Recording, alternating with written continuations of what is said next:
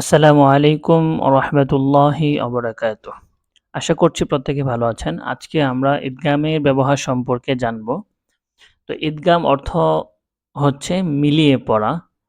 ঈদগামের হরফ হচ্ছে ৬ টি। আমরা ঈদগামটা হচ্ছে নুন সাকিন ও তানবিনের যে ৪ টি প্রকার বলেছিলাম সেই ৪ প্রকারের একটি প্রকার হচ্ছে ঈদগাম। আমরা ইকলাব পড়েছি, এখন হচ্ছে ঈদগাম পড়ব। তো ঈদগাম অর্থ হচ্ছে মিলিয়ে পড়া। ঈদগামের হরফ হচ্ছে ৬ টি। ইয়া, র, মিম, লাম, ওয়াও, নুন। একসাথে যদি আমরা পড়ি তাহলে হবে ইয়ারমালুন। ঈদগাম ২ প্রকার। ঈদগামের মধ্যে আবার হচ্ছে ২ টা প্রকার। প্রথমত হচ্ছে যে নুন সাকিন ও তানবিন ৪ প্রকার। ৪ প্রকারের মধ্যে একটি প্রকার হচ্ছে ঈদগাম। আবার ঈদগাম হচ্ছে ২ প্রকার। একটা হচ্ছে ঈদগামে বাগুন্না, আরেকটি হচ্ছে ঈদগামে বেলাগুন্না। তো এখান থেকে ২ টি প্রকার আবার শুরু হচ্ছে। ঈদগামে বাগুন্নার হরফ হচ্ছে ৪ টি। ৬ টি হরফের মধ্যে আবার ২ টা ভাগ হচ্ছে। এক ভাগ অর্থাৎ ঈদগামে বাগুন্না এটা একটা প্রকার। এই প্রকারের মধ্যে ৪ টা হরফ ৪ টা হরফ। ইয়া, মিম, ওয়াও, নুন একসাথে ইয়ামুনা। আচ্ছা, এখন যদি নুন সাকিন অথবা তানবিনের বামে ঈদগামে বাগুন্নার ৪ হরফের যেকোনো হরফ থাকলে উক্ত নুন সাকিন অথবা তানবিনকে গুন্নার সহিত মিলিয়ে পড়তে হয়। ঈদগামে বাগুন্নার হরফ হচ্ছে ৪ টি।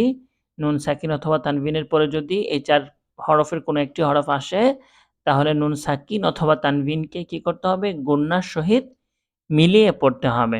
যেমন মান ইয়াকুলু মূলত ছিল মান ইয়াকুলু এমন ছিল।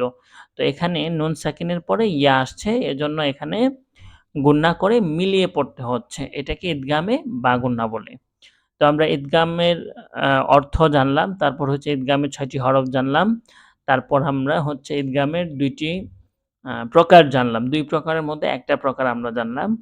আরেকটি প্রকার হচ্ছে ঈদগামে বেলাগুন্না। ঈদগামে বাগুন্না হচ্ছে গুন্না সহ পড়তে হয়। আর ঈদগামে বেলাগুন্না হচ্ছে গুন্না ছাড়া পড়তে হয়। ঈদগামে বেলাগুন্নার ২ টি হরফ।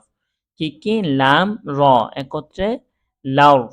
নুন সাকিন অথবা তানবিনের বামে ঈদগামে বেলাগুন্নার ২ হরফের যেকোনো হরফ থাকলে উক্ত নুন সাকিন অথবা তানবিনকে গুন্নাহ ছাড়া মিলিয়ে পড়তে হয়। যেমন মিল লাদুনহু মূলত ছিল মিন লাদুনহু, এখানে এটা পড়তে হবে মিল লাদুনহু। নুন সাকিনের পরে লাম আসছে, এখানে কোনো গুন্নাহ হবে না। যদি র আসতো তাহলেও গুন্নাহ হবে না। যদি র আসে এখানে তাহলেও গুনাহ হবে না।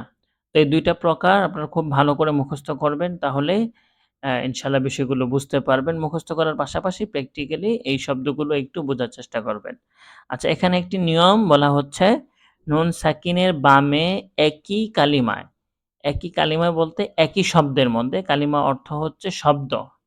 একই কালিমায় ঈদগামের হরফ থাকলে গুন্নাহ ছাড়া পড়তে হয়। যেমন বুনয়ানুন, সিনওয়ানুন। এখানে এই যে একটা শব্দের মধ্যেই কিন্তু নুন সাকিনের পরে ইয়া আসছে। নিয়ম অনুযায়ী এখানে গুন্না হওয়ার কথা ছিল। সিনওয়ানুন এখানেও গুন্না হওয়ার কথা ছিল। কারণ এখানে ঈদগামে বা গুন্নার ওয়াও আসছে আর এখানে ইয়া আসছে। এখানে গুন্না হওয়ার কথা ছিল। কিন্তু একই শব্দের মধ্যে থাকার কারণে এখানে গুন্না হয়নি। এরকম ব্যবহার খুব কম কোরআনের মধ্যে, খুব বেশি এটার ব্যবহার নেই।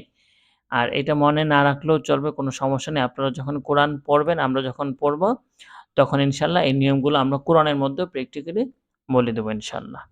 তো আশা করছি আপনারা বিষয়গুলো বুঝতে পেরেছেন। তারপরেও কোনো অস্পষ্টতা থাকলে অবশ্যই আমাদের কমেন্ট বক্সে জানাবেন। আমরা ইনশাআল্লাহ পরবর্তী ভিডিওতে সেই সমস্যার সমাধান দেওয়ার চেষ্টা করব। অথবা আপনার কমেন্ট বক্সে আমরা রিপ্লাই দেব ইনশাআল্লাহ।